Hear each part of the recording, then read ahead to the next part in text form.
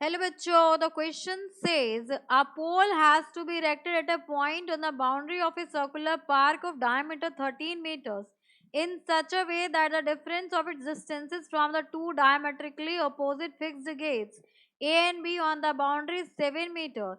Is it possible to do so? If yes, at what distance from the two gates should the pole be erected? So यहाँ पर इस question को solve करने के लिए हम की कंसेप्ट यूज करेंगे that is Pythagoras theorem. So Pythagoras theorem क्या कहती है? अगर आपके पास एक राइट एंगल ट्रायंगल है तो in that hypotenuse square is equals to perpendicular square plus base square and one more point angle made in a circle from diameter or we can say that angle in a semicircle. अगर मैं इसको simple भाषा में बात करूं तो semi circle का जो एंगल होता है वो आपका 90 डिग्री होता है. तो यहाँ पर हम कह सकते हैं that is angle in a semi circle. Semi circle पे जो आपका एंगल होता है वो 90 डिग्री होता है. अब यहाँ पर इस पूरे क्वेश्चन को हम समझते हैं डायग्राम के हेल्प से.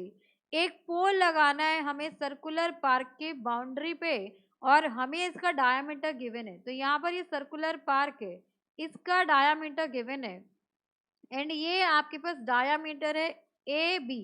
अब ए एक गेट है, बी एक गेट है, यहाँ से एक पोल लगाना है यहाँ पर किसी एक पॉइंट पर.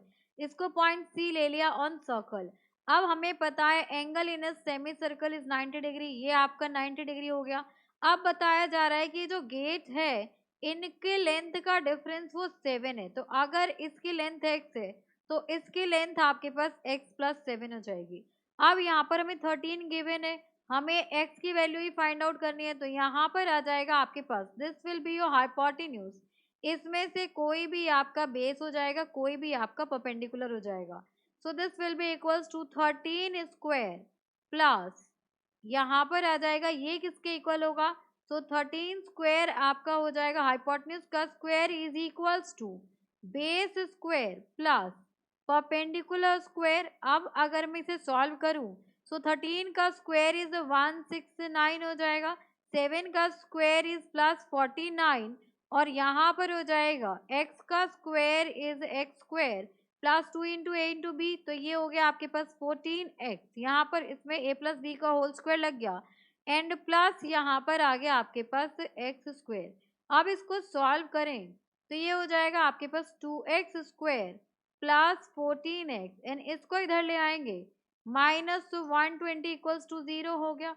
2 से अगर मैं डिवाइड कर दूं तो ये हो गया आपके पास x square plus 7x and minus 60 equals to 0.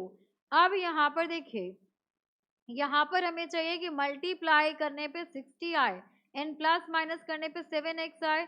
So this will be equals to x square plus 12x minus 5x minus 60 equals to 0. x common ले लिया जाए तो x प्लस 12 आ जाएगा. यहाँ पर माइनस 5 कॉमन ले लिया जाए तो x प्लस 12 इक्वल्स टू 0. सो एक वैल्यू आ गई आपके पास x माइनस 5 और एक x प्लस 12 इक्वल्स टू 0. सो यहाँ से x की वैल्यू 5 आ गई और x की वैल्यू माइनस 12 आ गई. तो x की वैल्यू हम माइनस 12 नहीं लिख सकते because length can't be negative. कभी भी लेंथ नेगेटिव नहीं हो सकता. तो हमसे क्वेश्चन में क्या पूछा गया था? इफ यस अगर गेट लगाया जा सकता है तो at what distance from the two gate should the pole be erected. तो कितने डिस्टेंस है? तो ये वाले डिस्टेंस आपकी x की वैल्यू है यहाँ पर आई है 5 सेंटीमीटर. सारी वैल्यूज आपको मीटर्स में गिवन है. तो ये हो जाएगा आपके पास a से अगर लिया जाए गेट a से कितने डिस्टेंस पर है तो 5 मीटर पे है एंड बी से लिया जाए तो x plus 7 5 plus 7 that is 12 metre.